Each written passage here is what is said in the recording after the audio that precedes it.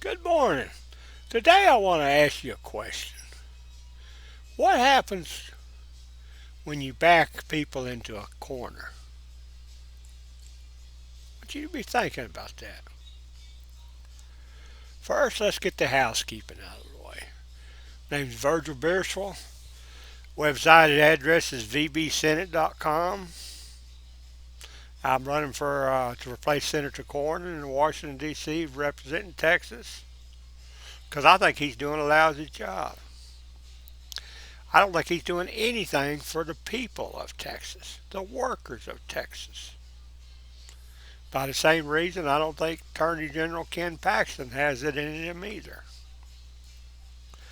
Now, I can't get the media's attention.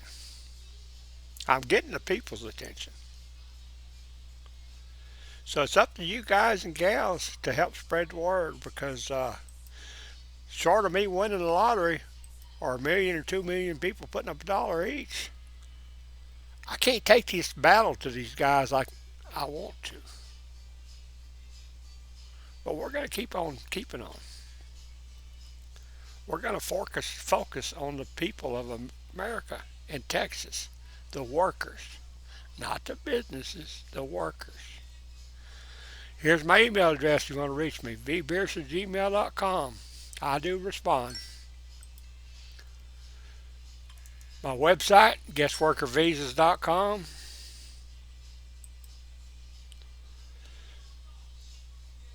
The whole reason I think 2026 is going to be different is because people can't find good paying jobs. Their utilities keep going up, their rent keeps going up, their mortgages, everything is against them. They need better paying jobs, and they're finding convenience store type jobs. It just don't work. Many of them are losing everything. That ain't right. If you vote for Virgil, the jobs guy, I'm going to find a way to make it right, to fix it, to expose it, to do whatever is necessary to change the direction we're on. vbsenate.com. There's my phone number, 325-215-1886. You can text me. Don't call me because I won't answer. I get too many damn cheap scam calls.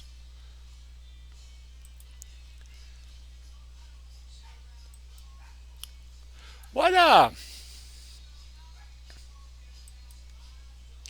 what happened during the days of Marie Antoinette? I mean, we know she got her head chopped off, but why?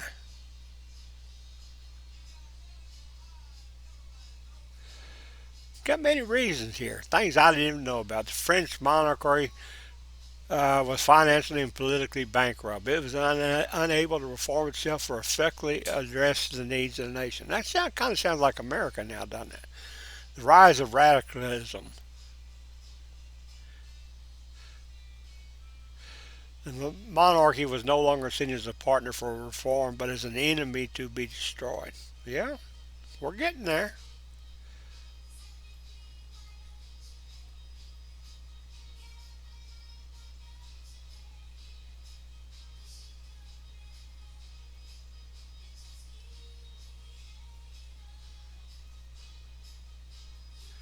Yeah, a lot of different things. I'm leaving it on here so you can read it. Nobody wants to listen to me recite this stuff. Not even me. I did find this one line here interesting though. A foreigner who never assimilated. She struggled to adapt to the rigid etiquette as possessed French court. She surrounded herself with a small, influential clique, the Queen's Party, which angered powerful courtiers and fueled rumors of her undue influence over the king. That sounds an awful lot like them Silicon Valley pompous bastards out there and bitches that wrote that letter to the king the other day, President Trump, saying that Americans are good for nothing but washing dishes. My point of all this is we're going through that again. History repeating itself.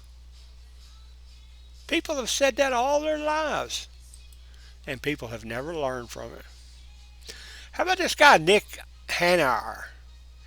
He wrote, "The pitchforks are coming to deliver a blunt message to the 1%. Stop being so selfish and short sighted. The extreme inequality you are fostering is destroying the customer base that makes your wealth possible and is pushing society towards a breaking point. For your own survival and the preservation of the system you benefit from, you must support policies that create a more equitable and prosperous society for everyone." Pretty well sums it up, don't it? Guess what? They ain't done shit. If anything, they've made it worse. And this is back in 2014. How about that guy, Luigi Mangnione? You know, I asked DeepSeek a question this morning 3 times, and I got 3 different answers, and it refused to address Luigi Mangnione. But it did find something here that I did find interesting. In essence, Luigi Caplan, back around 2009, was not a career criminal or a politically motivated terrorist. He was a desperate, elderly man who, after years of feeling victimized by a complex and unresponsive healthcare system, resorted to a violent act against the person he saw as an embodiment of that system. His case became a tragic real-life example of the extreme human cost behind debates about health care, billing, and bureaucracy. Back on February 9, 2009, 85-year-old former client of the firm. You might want to read about this one because this is another example of what I'm going to go into next.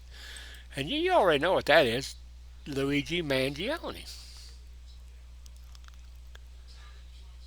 And it's healthcare again. We make a jump from 2009 to 2024. What's that? 15 years? It's early. Bear with me. 15 years later, we have an almost exactly identical problem. And the first funny thing I found ironic this morning was they're both named Luigi. Now that ain't interesting. But my point is, why did this Luigi Mangione shoot this healthcare CEO, Brian Thompson? That was tragic. It should have never happened. But here we have another example of a healthcare insurance company that is deliberately trying to find ways not to pay their debts to the people that funded their growth. You know, I'm not a very smart man, but if I paid in all my life for insurance on my house and it burned down one day through no fault of my own, and the insurance firm said, "We're not going to pay it because you didn't dot your I and cross your T," let's just say they're going to have one pissed off son of a bitch on their hands. And that's my point of all this today's video. Throughout history, people have been backed into a corner by a government that don't seem to give a damn about the people they represent. Their basic attitude seems to be, hey, none for thee and all for me. Case in example, look at Trump right now. Yeah, I know, I'm going to catch some heat on it. That son of a bitch is selling everything but the kitchen sink while he's in office. Have you ever seen a president do that before? Yeah, me either. Do I dislike him for him? No, I still think he's better than what we could have had. I just wish he would take care of American workers. He promises a lot, but he don't deliver shit, especially when it comes to jobs and putting Americans in America first. He'll tell you that American workers are getting the jobs now.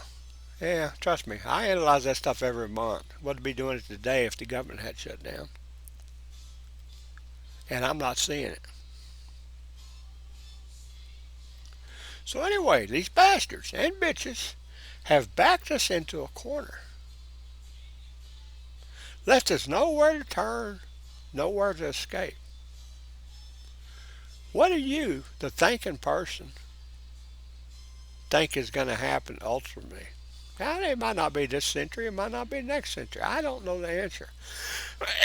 But I do know it's building every month. And it's growing worse every month. This inequality. This, these prima donnas like that Michael Moritz or whatever his name is that want to make me a dishwasher when I got the skills to do what he's doing if I had the money that he has. I don't take kindly to that. I don't think you do either. These Jeff Bezos and all these building their, seeing who's got the biggest yacht, I mean. Yeah. I'd love nothing more than see each and every one of them have their assets seized and have them start over at the bottom working for an Indian manager who makes their life miserable to see if they can work their way back up the ladder one more time without the help that America gave them in the beginning. You know, most of them would have never made it if it hadn't been for the help of Americans in America. And they turned around and repaid us by demanding that we become their digital serf with no opportunity for making anything better in our lives, but everything better in their lives. That don't cut it. Just don't cut it.